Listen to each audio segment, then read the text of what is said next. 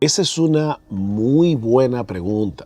El problema para responderla es que depende de lo que queremos decir al hablar de libre albedrío. Libre albedrío, eso es una frase que ha dado mucha agua de beber a mucha gente, a muchos teólogos por muchos años. La mayoría de la gente, la mayoría de la población entiende que el ser humano tiene libre albedrío. En otras palabras, él tiene libertad para hacer lo bueno y lo malo. Él tiene libertad para poder escoger a Dios o rechazar a Dios en el momento de elegir, ¿verdad?, su salvación o no salvación. Sin embargo, nosotros entendemos, junto con el resto de los teólogos de la Reforma, que hubo una pareja que tuvo libre albedrío y fue Adán y Eva. Adán y Eva fueron creados por Dios a imagen y semejanza suya. Dios tiene libre albedrío, ellos tuvieron libre albedrío. Durante la época de la Reforma, en el siglo XVI, la discusión se centraba entre los reformadores y la Iglesia Católica Romana en el hecho de si el hombre posee la capacidad de volverse a Dios cuando quiera. Y en ese sentido, no, el hombre no posee libre albedrío, porque desde que el hombre cayó en pecado en el huerto del Edén, nuestra capacidad de tomar decisiones quedó dañada por el pecado. ¿Sabes? Tarde o temprano todos siempre llegamos a esa pregunta y eso es algo normal. Creo que cada cristiano que ha llegado a una vida cristiana genuina ha llegado a ese cuestionamiento. No hay duda de que la Biblia nos enseña que Dios es absolutamente soberano.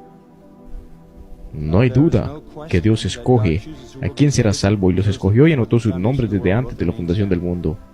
No hay duda que el pecador está ciego y muerto y se encuentra incapacitado y renuente a creer y arrepentirse, y que únicamente pueden hacer lo que Dios les pide hacer, si Dios les da vida y cambia su corazón.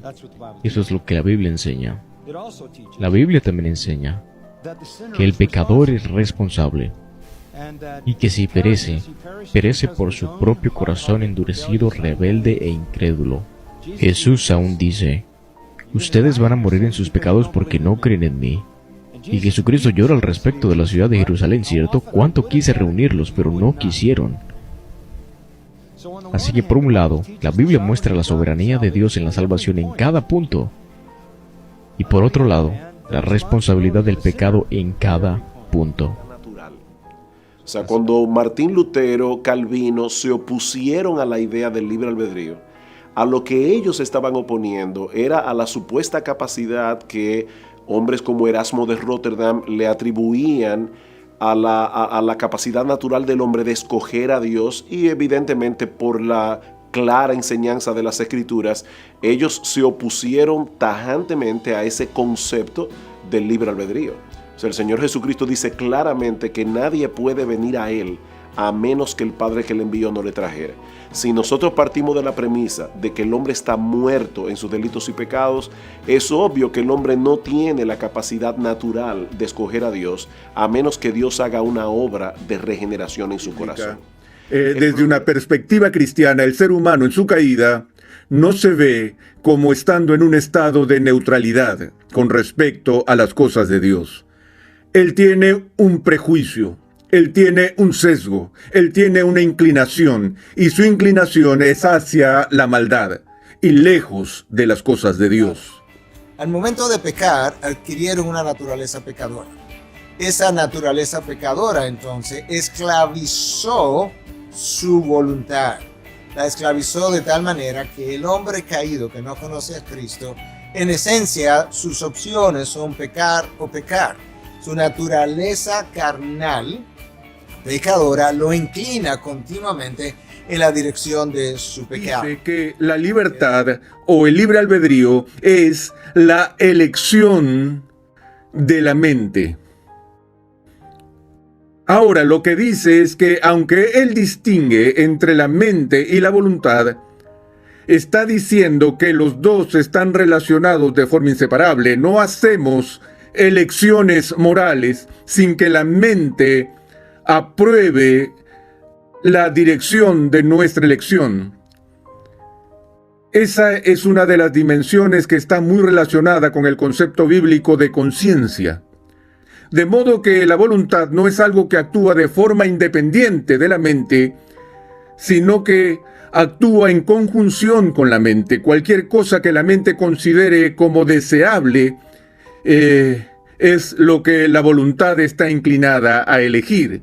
Ahora, además de las definiciones, Edwards nos da una especie de regla de oro, a la que llamo ley del libre albedrío de Edwards. Y creo que esta es quizás su contribución más importante a la discusión en cuanto a la libertad humana. Edwards declara esto, que los agentes morales libres siempre actúan de acuerdo con la inclinación más fuerte que tienen en el momento de la elección. Para decirlo de otra manera, siempre elegimos según nuestras inclinaciones.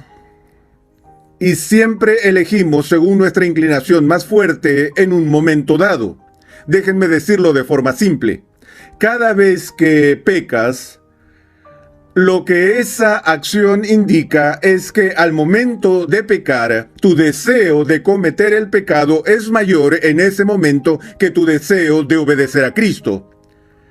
Si tu deseo de obedecer a Cristo fuera mayor que tu deseo de cometer el pecado, ¿qué harías? No pecarías. Pero al momento de la elección siempre seguimos nuestra inclinación más fuerte, nuestra disposición más fuerte o nuestros deseos más fuertes. Todo lo que el hombre decide de un modo u otro tiene que ver con un principio pecaminoso, incluso cuando toma la decisión de hacer algo bueno. Yo voy a poner un ejemplo. Un padre responsable que cría a sus hijos con cuidado, que provee para su familia, bueno, es bueno que lo haga relativamente.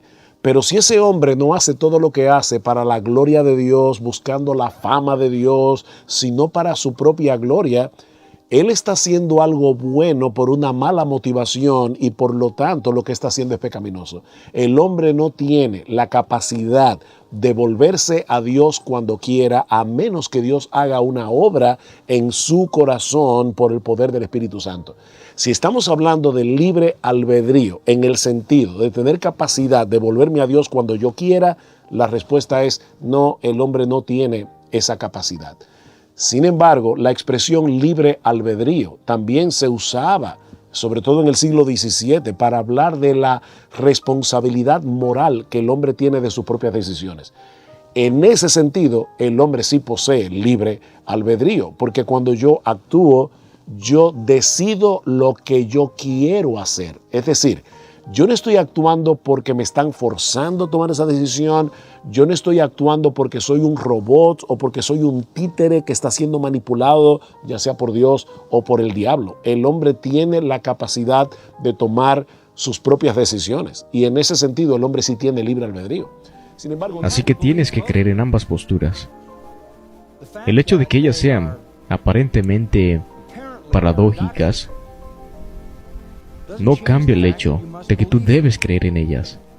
Y no puedes, en alguna forma simplista, molestarte con algunas de estas. Así que nos quedamos con una inhabilidad en nuestras mentes de juntar estas posturas lógicamente. Pero lo que es un problema para nosotros no es un problema para Dios. Su mente es mucho más vasta que la nuestra. Tú tienes el elemento humano y el elemento divino. Y no sabemos cómo se conjuntan, pero creemos ambas. Los pecadores toman la absoluta responsabilidad por su pecado y Dios obtiene la gloria completa por la salvación. El creyente es responsable de obedecer, de someterse, de amar y honrar a Dios. Y cuando eso pasa, el trabajo es todo del Espíritu Santo. Así que pienso, nunca podré llegar al lugar donde armonice por completamente todo esto, pero no haré lo que otros han hecho, y es destruir ambas por tratar de encontrar algún punto medio. ¿Está bien? Así que tomamos la responsabilidad como creyentes para disciplinarnos a nosotros mismos, para golpear nuestro cuerpo en sujeción, para honrar a Dios, para amar a Dios, para servirle, para obedecerle, para pelear en contra de la carne, para caminar en el Espíritu, y al mismo tiempo dar toda la gloria a Dios por cada cosa buena que pasa en nuestras vidas. Así es como Si por libre albedrío tú puedes entender que el hombre tiene la libertad siempre de escoger en la dirección de su mayor impulso o inclinación, yo creo en el libre albedrío. El problema está que su mayor inclinación e impulso siempre es la maldad, lo malo, el pecado. Entonces, en ese sentido, no es libre. Yo creo que eso nos puede ayudar a entender de qué manera podemos ponernos de acuerdo en lo que es el libre albedrío. Es la libertad que el hombre tiene de poder elegir, pero él siempre elige en la dirección del pecado y por tanto su voluntad no está libre, está atada al pecado. De manera que, volviendo a la pregunta, ¿tiene el hombre libre albedrío? Bueno, sí, en el sentido de que el hombre posee responsabilidad moral. La razón por la que nosotros vamos a dar cuenta de nuestras vidas cuando vayamos al tribunal de Dios es porque yo viví como yo quería vivir. Fue mi decisión. Pero si de lo que estamos hablando es si el hombre tiene capacidad de volverse a Dios cuando quiera, la respuesta es no. El hombre es un esclavo del pecado y necesita que Dios lo liberte de esa esclavitud para que por primera vez en su vida el hombre pueda actuar como un ser verdaderamente libre. No lo olvides, al que el Hijo libertare será verdaderamente libre. Y el primer acto libre que toma un hombre que ha sido libertado por Dios es volverse a Cristo en arrepentimiento y fe.